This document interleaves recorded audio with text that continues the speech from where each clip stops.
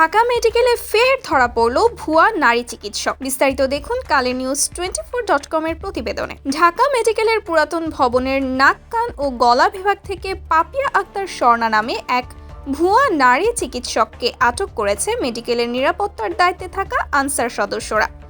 আজ রোববার দুপুর 1:45টার দিকে আটক করা হয় তাকে। হাসপাতালের নিরাপত্তার দায়িত্বে থাকা আনসার সদস্যদের প্লাটুন কমান্ডার পিসি মিজানুর রহমান এই তথ্য নিশ্চিত করেছেন।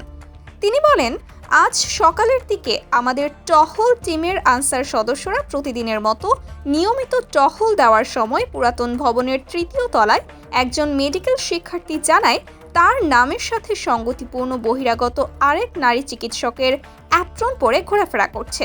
বিষয়টি সন্দেহ হলে আনসার সদস্যরা ওই ওয়ার্ডে কর্মরত চিকিৎসকদেরকে ডেকে অভিযুক্ত ওই নারীকে দেখান, কিন্তু ঢাকা মেডিকেলের কোনো চিকিৎসক তাকে চেনেন না বলে জানান। পরে ওই অভিযুক্ত নারীকে প্রশাসনিক ভবনে হাসপাতালের পরিচালক এবং উপপরিচালকের কাছে নিয়ে আসেন। পরে হাসপাতালের পরিচালক ও উপপরিচালকের পরামর্শ মতে অভিযুক্ত ওই ভুয়া নারী চিকিৎসককে ঢামেক হাসপাতালের পুলিশ ক্যাম্পের ইনচার্জ পরিদর্শক মোহাম্মদ ফারুকের কাছে সোপর্দ করা হয় বলে জানান মিজানুর রহমান।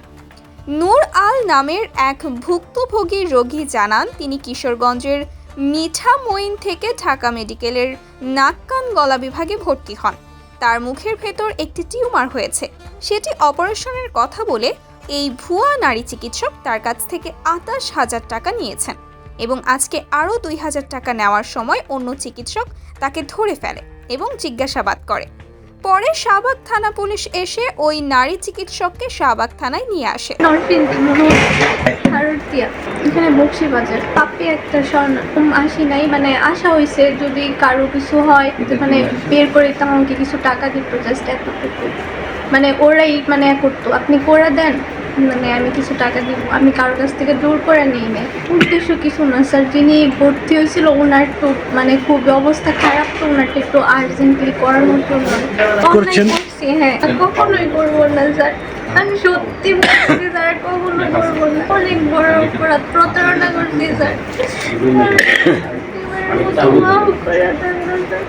অভিযুক্ত পাপিয়া আক্তার স্বর্ণা জানান, তিনি নরসিংদীর মনোহরদী সদরের আর ওয়াদিয়া গ্রামের আনোয়ার হোসেনের মেয়ে।